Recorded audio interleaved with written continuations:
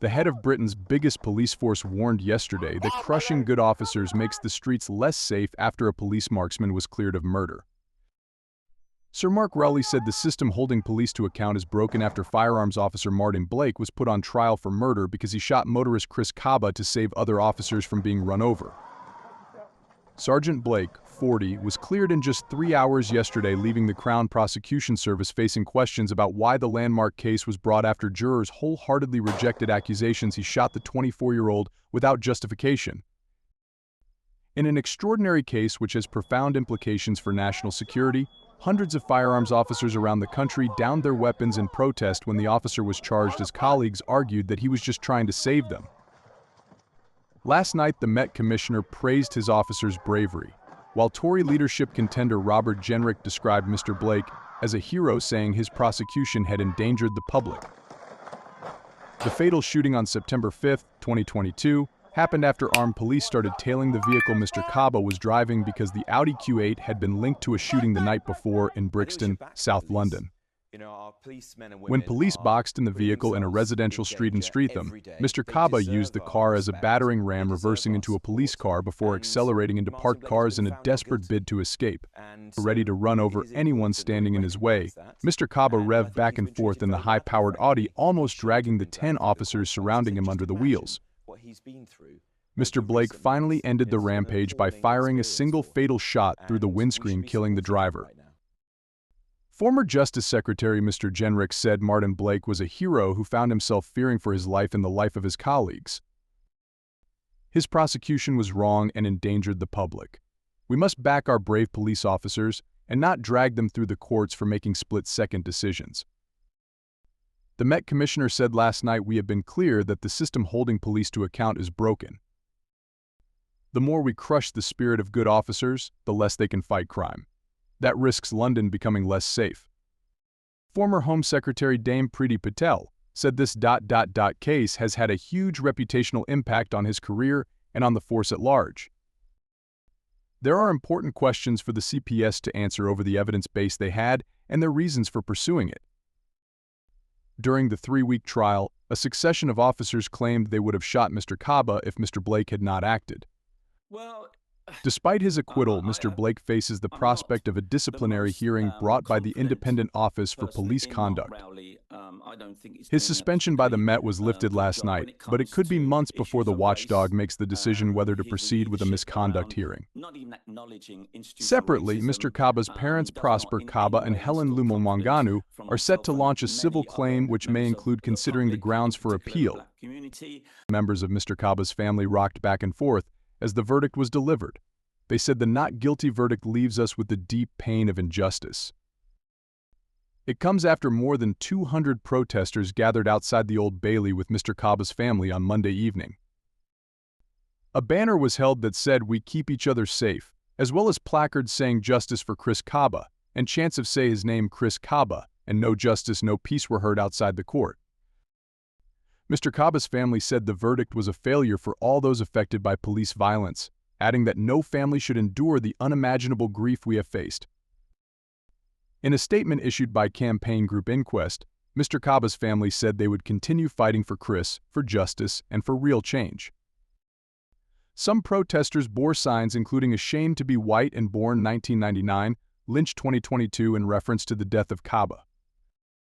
Breaking down in tears, Sheeta Queen, a cousin of Mr. Kaba, told the crowd the speed of Martin Blake's acquittal was shameful. She said, "My family can't be here. On the first day when we started the trial, we watched footage of Chris being killed.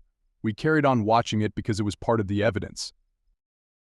My auntie started shaking, crying uncontrollably. My auntie and uncle both got health conditions because of this trauma." Amid chants of shame, she added, "We had some hope, just a little, that maybe Chris's case would be the first." Are we surprised, though? So shameful that we are not surprised the verdict came back guilty in a couple of hours. Protesters beat drums to the chant of "No justice, no peace" as police officers watched the crowd nervously. Temi Mwale of the Justice for Chris Kaba campaign said that's what this country likes, racism, adding it is a falsehood to believe that we should justify these institutions, the policing, as the only thing that can keep us safe. Labour MP for Clapham and Brixton Hill Bell Ribeiro Audi, who is supporting the family, said the trial showed that nobody is above the law and called for urgent efforts to rebuild trust between police and communities. We've got to respect the process and the verdict, but the family rightfully have questions, Ms. Ribeiro Audi, who attended the protest on Monday, told the PA news agency. I support the right to protest. I support the right. People have to ask questions. It's important we hold our officers to account. We have a system of policing with consent in this country. The Crown Prosecution Service and the watchdog that investigated the shooting sought to defend the decision to bring criminal charges against Mr. Blake, saying the decision was made after an in-depth consideration of the evidence and that it was right to put the case before a jury. Frank Ferguson of the CPS said this has been a complex case and the decision to prosecute was made after in-depth consideration of the available evidence. We recognize firearms officers operate under enormous pressure, but it is our responsibility to put cases before a jury that meet our test for prosecution. Home Secretary Yvette Cooper said she would work with forces to strengthen confidence for the future, while the Association of Police and Crime Commissioners said it would reflect on the wider implications of the case. The original decision to charge Mr. Blake in September last year sparked outrage among his colleagues, with dozens of armed officers downing tools in apparent protest and the army being put on standby to plug the gap. On Monday, Sir Mark again criticized the systems used to hold police officers who take lethal shots to account.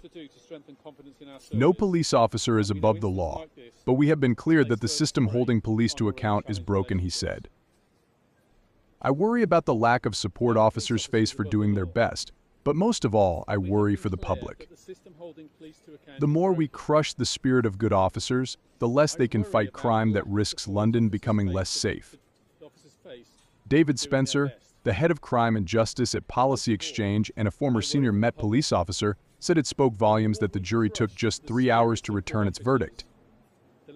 He told the Telegraph police firearms officers in England and Wales were deployed on 17,589 operations for the year to March 2024. They intentionally discharged their firearms only twice. This case, like the massive fall and stop and search, shows the systems for holding officers to account are preventing police officers from doing their job, something that is to the detriment of the law-abiding majority of people in this country and benefits only the criminal minority. The Police Federation of England Wales' acting Deputy National Chair, Brian Booth, said the ramifications of the NX121 case going to court has gone far wider than the boundary of the Metropolitan Police Service, adding that officers across the other 42 forces are rightly asking what protection they have when doing such a dangerous, complex and demanding job. He added the government must now urgently implement the accountability review recommendations so that legal safeguards can be established to allow police officers to have the confidence to do their job, serving and protecting the public. Former Met marksman Tony Long, cleared of murder over the 2005 shooting of Azelle Rodney, said of SGT Blake's case there was not a shred of evidence, it was a flawed prosecution. He added to The Sun the case was weighed heavily against Martin Blake. Following the verdict, the Mayor of London, Sadiq Khan, said, "I respect the decision made by the jury today, following a full examination of a large amount of evidence including video from the incident. In London, we police by consent. When anyone loses their life following contact with the police, it's important that it is properly and thoroughly investigated, which is what's happened in this case. Firearms officers work under the most extraordinary pressure, carrying with them unique responsibilities and often putting themselves in harm's way to protect others. I understand the impact Chris Kaba's death has had on London's communities and the anger, pain, and fear it has caused. I send my heartfelt sympathies to Chris Kaba's family, friends, and the wider community once again. There's clearly still a wider lack of trust in the police, particularly within the Black community, that needs to be addressed. As mayor, I will continue to work with the government to support and hold the Metropolitan Police to account to ensure any lessons are learned and the Met commands the trust of all Londoners as we build a safer London for everyone.